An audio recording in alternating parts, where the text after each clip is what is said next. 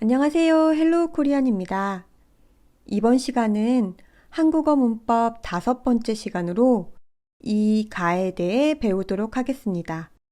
먼저 어떻게 사용하는지 보겠습니다. 누가 로버트 씨예요? 제가 로버트예요. 문법 이 가는 명사 뒤에 사용하며 문장 안에서 누가나 무엇이에 해당하는 주어를 나타냅니다. 그리고 대화나 문장에서 처음 나온 정보에 사용합니다. 그럼 이 두 가지 경우에 해당하는 예문을 보겠습니다. 먼저 첫 번째, 문장 안에서 누가 또는 무엇이에 해당하는 주어로 사용하는 예문을 보겠습니다. 준호 씨가 밥을 먹어요 라는 문장에서 준호 씨는 누가에 해당하며 주어입니다. 이런 문장을 이야기할 때 누가 밥을 먹어요? 와 같은 질문을 할 수 있습니다. 두 번째 예문을 보겠습니다. 원피스가 예뻐요 라는 문장에서 원피스는 주어이면서 무엇이에 해당합니다. 이러한 문장은 무엇이 예뻐요? 라는 질문에 대한 대답이 될 수 있습니다. 이번에는 두 번째 경우 처음 나온 정보에 사용하는 예문을 보겠습니다. 책상 위에 책이 있어요. 그 책은 한국어 책이에요. 라는 글이 있습니다. 첫 번째 문장에 나오는 책은 이 글에서 처음 나온 정보, 처음 나온 단어입니다. 따라서 이를 사용합니다. 하지만 두 번째 문장에 나오는 책은 이 글에서 이미 나왔던 단어, 즉 다시 나온 정보입니다. 따라서 이나 가를 사용하지 않고 우리가 한국어 문법 두 번째 시간에 배웠던 은을 사용합니다. 또 다른 예문을 보겠습니다. 옛날에 한 소녀가 살았어요. 그 소녀는 꽃을 좋아했어요. 라는 글에서 첫 번째 문장의 소녀는 처음 나온 정보입니다. 따라서 가를 사용합니다. 두 번째 문장의 소녀는 다시 나온 정보이므로 는을 사용합니다. 다음 예문을 보겠습니다. 머리가 아파요? 라는 질문에 아니요, 머리는 괜찮아요. 목이 아파요. 라고 대답합니다. 이때 질문에 나오는 머리는 처음 나온 정보이므로 가를 사용합니다.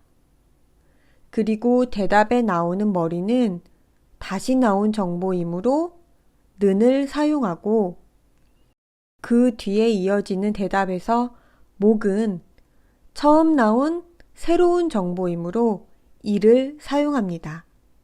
그럼 이제 언제 이를 사용하고 언제 가를 사용하는지 알아보겠습니다. 신발이 예뻐요 라는 문장에서 신발은 명사이고 받침이 있습니다. 이때 이를 사용합니다. 원피스가 예뻐요 라는 문장에서 원피스는 명사이고 받침이 없습니다. 이때 가를 사용합니다. 여기서 잠깐 받침이 없는 명사는 뒤에 가를 사용한다고 했습니다. 하지만 몇 가지 글자는 형태가 바뀝니다. 자기 자신을 나타내는 나, 그리고 나를 낮춰서 말할 때 사용하는 저, 마지막으로 잘 모르는 사람을 나타내는 누구가 있습니다. 이들이 가와 만나면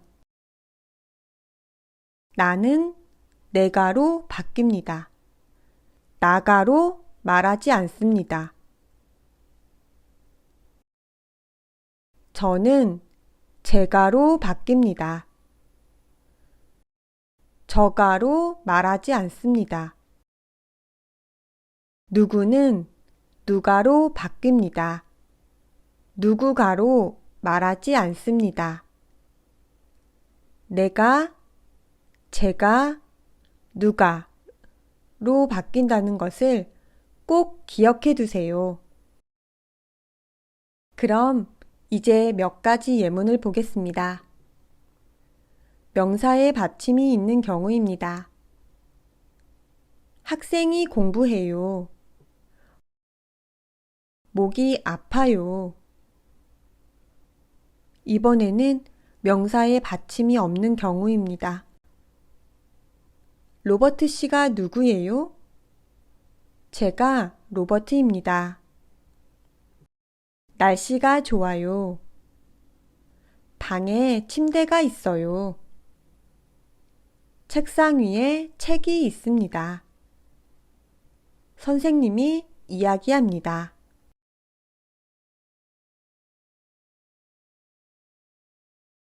이제 연습 문제를 풀어보겠습니다.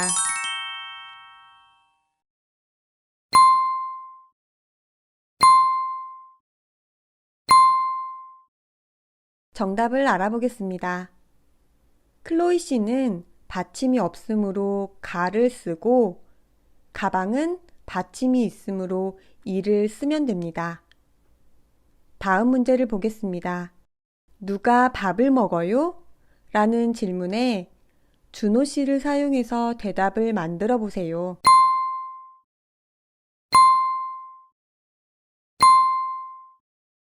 정답은 준호 씨가 밥을 먹어요.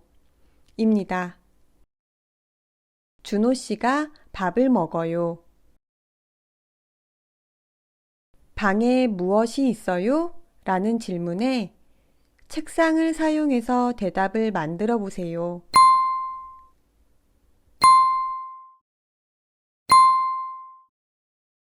정답은 방에 책상이 있어요. 입니다. 방에 책상이 있어요.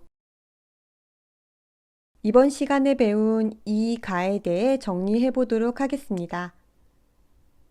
눈, 책과 같이 명사의 받침이 있으면 이를 사용합니다. 눈이 와요. 책이 재미있어요처럼 사용합니다. 영화, 배와 같이 명사의 받침이 없으면 가를 사용합니다. 영화가 재미있어요. 배가 아파요처럼 사용합니다.